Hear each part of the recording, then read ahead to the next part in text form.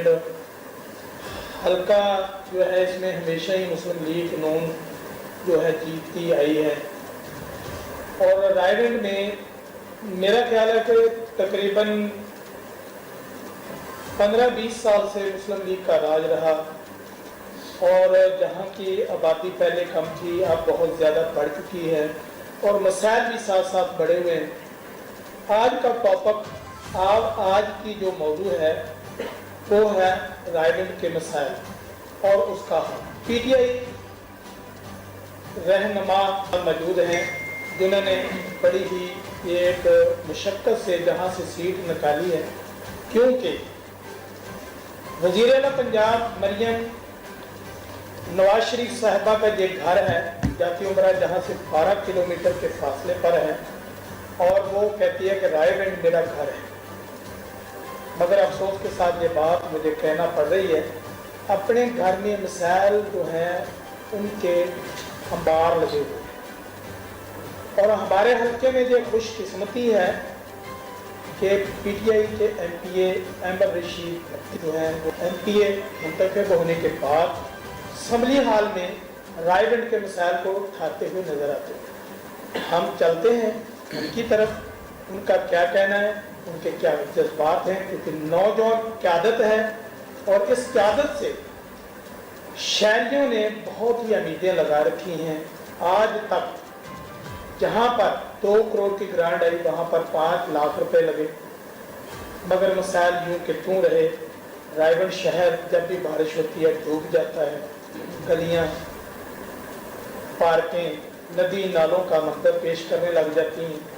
دوسرا ہمارا جو ہے کروڑوں روپیہ لگانے کے باوجود جو ہیں ہمارے جہاں کے فلٹر پلانٹس بند پڑے ہوئے ہیں اور پانی پینے کے لیے نہیں، اور ہر ایک دن میں 2 کروڑ 3 کروڑ کا عوام رائیونڈ جو ہے وہ پانی پینے پر مجبور ہے مل لے کر۔ تو جی عامر بھٹی صاحب، آپ ہی یہ ماشاءاللہ ہماری یہ خوش قسمتی ہے اس علاقے کی کہ آپ ایم پی اے منتخب ہو کے آئے۔ پہلے تو آپ کو میں مبارکباد دیتا ہوں کہ ماشاءاللہ آپ نے بہت بہادری کے ساتھ یہ سیٹ نکالی ہے، جبکہ یہ مسلم لیگ کا گڑھ ہے۔ امید نہیں تھی کہ آپ سیٹ نکال جائیں گے، مگر یہ تو بڑی خوش قسمتی کی بات ہے کہ آپ نے ماشاءاللہ بڑی اچھے مادن کے ساتھ ووٹ لیے، کیونکہ آپ کے والد رشید بھٹی صاحب کا یہ صلہ آپ کو ملا ہے، انہوں نے عوام کے ساتھ بہت اچھا محبت کی ہے۔ آپ کیا کہنا چاہتے ہیں کہ اپنی اس کے توسط عوام کو، رائیونڈ کی عوام کو، آپ کے حلقے کی عوام کو کیا میسج پاس کرنا چاہتے ہیں، اور آنے والے وقت میں آپ اس شہر، اس علاقے، اس حلقے کے لیے کیا کرنا چاہتے ہیں؟ بسم اللہ الرحمن الرحیم۔ بہت شکریہ ڈاکٹر صاحب آپ کا۔ جیسے آپ نے ابھی ابتدائیے میں بات کی کہ یہ حلقہ وہ حلقہ ہے جہاں پہ اس وقت کی موجودہ وزیر اعلیٰ صاحبہ، موجودہ وزیر اعظم صاحب، اور اس سے پہلے 3 مرتبہ وزیر اعظم صاحب میاں نواز شریف صاحب، اور 1 مرتبہ وزیر اعلیٰ میاں حمزہ شہباز، اور 3 مرتبہ ہی وزیر اعلیٰ میاں شہباز شریف رہے۔ رائیونڈ کے حلقے نے ہمیشہ تو نہیں لیکن ایک کافی لمبے عرصے تک مسلم لیگ نواز کے امیدواران کی حمایت کی اور یہاں سے ان کو جتوایا۔ ماں سوائے 3 دفعہ کے، 2 دفعہ میرے والد جیتے ہیں یہاں سے، تیسری دفعہ میں جیتا ہوں۔ کئی دہائیوں سے یہ خاندان یہاں پہ حکمرانی کر رہا ہے، لیکن نتائج آپ کے سامنے ان کی حکمرانی کے۔ رائیونڈ بیشتر دفعہ ان کو ووٹ دے کے یہاں سے کامیاب کر چکا ہے، لیکن رائیونڈ کے مسائل حل ہوئے نہیں۔ رائیونڈ میں نہ تو آج تک کوئی پارکس بنا، نہ ہی ٹرانسپورٹ کا کوئی نظام ہے، نہ ہی یہاں پہ سڑکیں پکی ہیں، نہ ہی یہاں پہ سیوریج کا کوئی نظام ہے، بلکہ آج سے 10-12 سال 15 سال پہلے مسلم لیگ نواز کے ہی دور میں رائیونڈ کے لیے سیوریج کی گرانٹ آئی، تقریباً 80-90 کروڑ روپیہ تھا جو میرے علم میں آیا۔ اس سیوریج کی گرانٹ کو پوری طرح یہاں پہ استعمال نہیں کیا گیا۔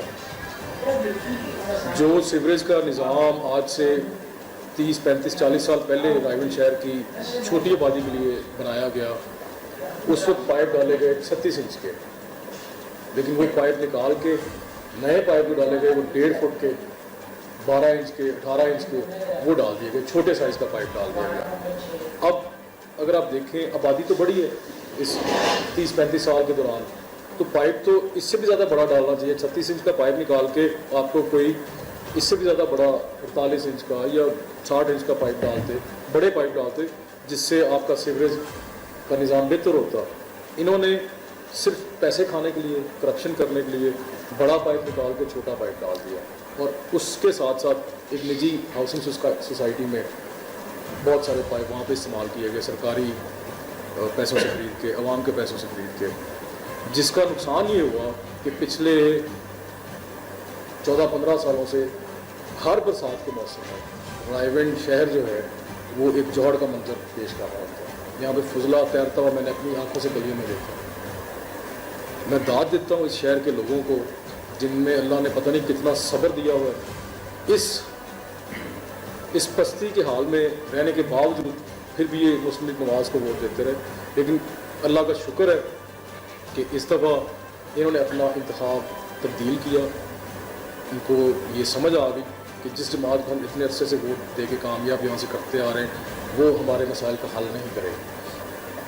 तो मुझे उम्मीद है कि इंशाअल्लाह ताला मैं भरपूर कोशिश करूँगा, अल्लाह से दुआ को भी हूँ कि अल्लाह ताला मुझे तौफीक दे। ये भी माशाल्लाह एतमाद यहाँ के लोगों ने मेरे ऊपर किया है। दो प्लांट्स हमारे MNA साहब जो हैं अफजल फुकर साहब ने लगाए थे, वो काफ़ी ग्रांड उधर खर्च हुई थी, वो भी बंद पड़े हुए हैं और पीने का पानी नहीं है लोगों के यहाँ, और हेपेटाइटिस B-C की बीमारियां भी फूट रही हैं। जो लोगों के घरों में पानी आ रहा है वो बदबूदार आ रहा है, वो पानी पीना तो दूर की बात है, वो घर में अगर दाखिल होता है तो बदबू आती है।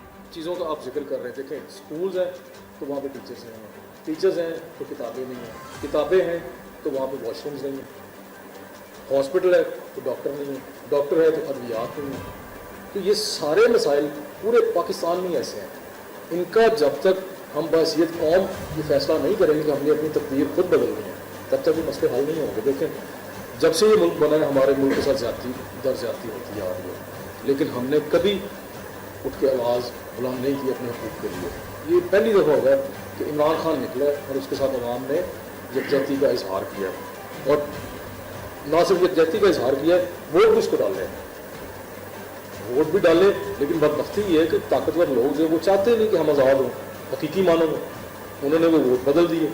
उन्होंने फॉर्म 45 को बदल के फॉर्म 47 के रिजल्ट्स कुछ और अनाउंस कर दिए, तो उन्होंने अपनी मर्जी की एक गवर्नमेंट बना लिया। अब ये लोग जो बेईमानी के ज़रिए असम्बली में पहुँचे, इनसे क्या तवक्को की जा सकती है कि मुल्क में ये आवाम की बेहतरी के लिए काम करेंगे? इनसे बिल्कुल ऐसी तवक्को नहीं की जा सकती।